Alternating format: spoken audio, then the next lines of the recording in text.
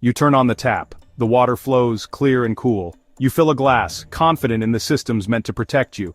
But what if an unseen threat lurks within that seemingly pure water? This is the reality for millions of people across the globe. An invisible class of man-made chemicals has silently infiltrated our water supplies, our environment, and our bodies. The story of these chemicals is not one of a sudden, dramatic spill. It's a slow, creeping contamination that has unfolded over decades. These compounds were celebrated for their remarkable properties, their ability to repel water, grease, and stains. They were woven into the fabric of modern life, but the very quality that made them so useful, their incredible durability, is also what makes them so hazardous. They do not break down, they just build up, creating a persistent chemical burden that grows with each exposure. The term forever chemicals is a powerful descriptive nickname, but the scientific name for this vast family is per- and polyfluoroalkyl substances, PFAS. Two of the most notorious are PFOA and PFOS. Their defining feature is a chain of carbon atoms bonded to fluorine atoms. The carbon-fluorine bond is one of the strongest in organic chemistry. It's the secret to their stability. Nature has no easy way to break it down. For all practical purposes, it's indestructible. That's why they're called forever chemicals. They linger in soil, accumulate in water, and travel through the atmosphere. When we ingest them, they build up in our blood, kidneys, and liver. The half-life of some PFAS in the human body can be several years. Even if production stopped today, the PFAS already inside us would remain for a very long time. Invented in the 1940s, these chemicals were hailed as a triumph. They resist heat, water, and oil, traits industry prized. They were the magic ingredient in non-stick pans, waterproof jackets, and firefighting foam. The journey of forever chemicals from an industrial factory to your kitchen faucet is slow and insidious. It can take decades to become apparent. It often begins where PFAS are produced or used, released in waste and effluent to rivers and streams. They disposed of contaminated sludge in unlined landfills, believing the chemicals would stay put. But PFAS are highly mobile in water. They seep down through soil toward underground aquifers. Once PFAS enter groundwater, they are exceptionally difficult to remove and can travel for miles, creating vast, unseen underground plumes that can contaminate private wells and municipal supplies. Wastewater treatment plants and biosolids are not designed to break down PFAS. Chemicals pass through treatment and are discharged into rivers or spread on fields as biosolids, entering crops and livestock and the food chain. Another major pathway is PFAS-laden firefighting foam used at military bases, airports, and training centers, sprayed on tarmacs, washed away by rain, seeping into groundwater and communities.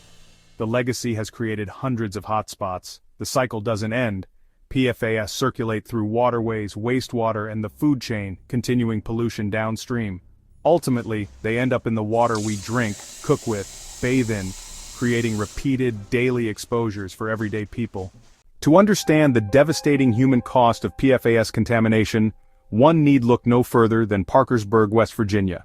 For decades, a DuPont chemical plant known as Washington Works manufactured Teflon using PFOA in the process. The truth began to emerge thanks to the persistence of a local cattle farmer, Wilbur Tennant, who noticed his cows dying in horrific ways: tumors, malformed organs, blackened teeth. He suspected the creek where his cows drank, a creek that received runoff from a DuPont landfill. Tennant's fight connected him with attorney Rob Bylot, who uncovered a mountain of internal DuPont documents. These documents revealed the company knew for decades that PFOA was toxic, that it was in the public water supply, and that it was accumulating in workers' and residents' blood. The legal battle led to a landmark class action lawsuit on behalf of roughly 70,000 people whose water was contaminated.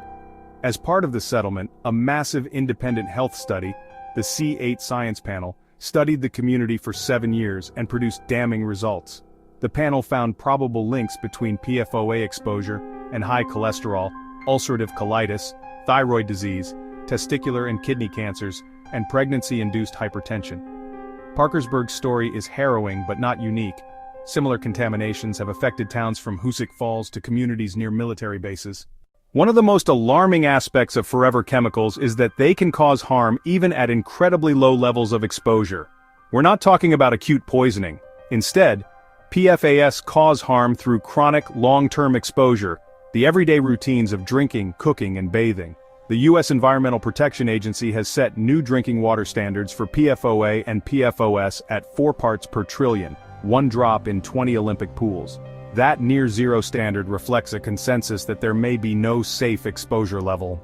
Studies link PFAS to kidney cancer and testicular cancer. They are linked to liver damage and elevated cholesterol. They can disrupt thyroid function and pose particular risks during pregnancy, preeclampsia, lower birth weight, and developmental harm to the fetus. PFAS harm the immune system. Higher levels in children's blood are linked to reduced vaccine response. They persist and bioaccumulate.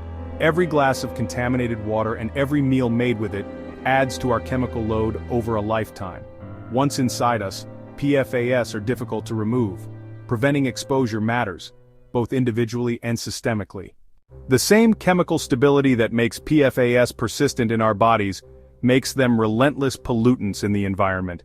They travel from rivers into the ocean, transported across the globe by marine currents. Scientists have detected PFAS in marine animals in the remote Arctic, thousands of miles from industry. Once in the environment, PFAS enter and move up the food chain. Plankton absorb them, small fish eat plankton, larger fish eat smaller fish, concentrating PFAS in top predators.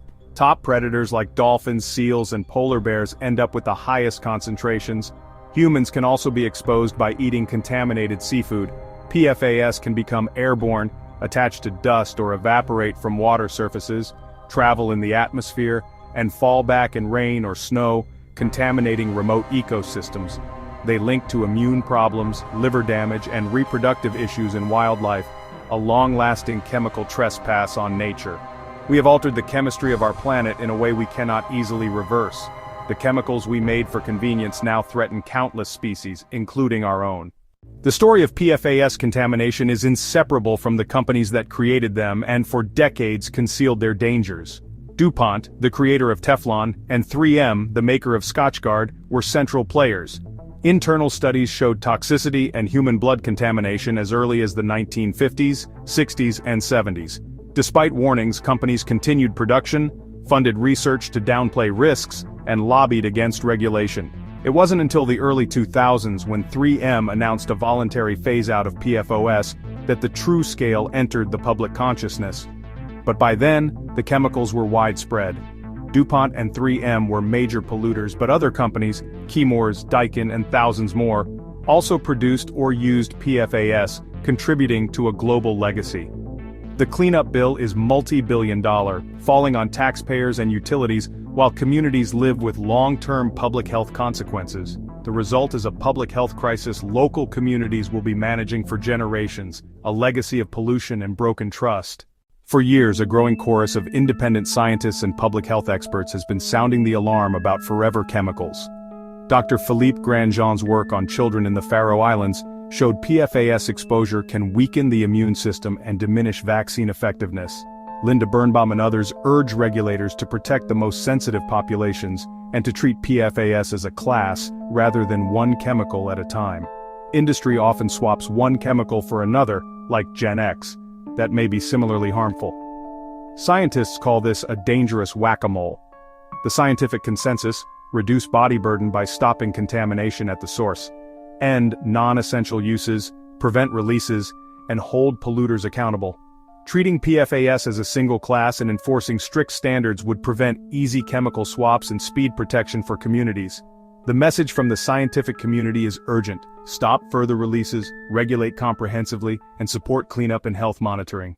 While the fight for systemic change is paramount, there are practical steps you can take at home to reduce exposure. Check with your local water utility and consult online databases like the Environmental Working Group to see if PFAS are in your area. If you have a private well, have it tested by a certified lab. If contamination is found, install a water filter certified to remove PFAS. Look for systems using activated carbon. For highest protection, choose reverse osmosis under sink systems. RO is the gold standard. It's a significant investment, but it can give peace of mind with every glass. Look beyond the tap. Avoid scratched non-stick cookware. Choose stainless steel, cast iron, or ceramic. Be wary of stain-resistant carpets, furniture, waterproof clothing, and personal care products. Choose PFAS-free options when possible. These actions reduce your chemical burden and send market signals, but individual protection is temporary. The most powerful action is collective demand for change.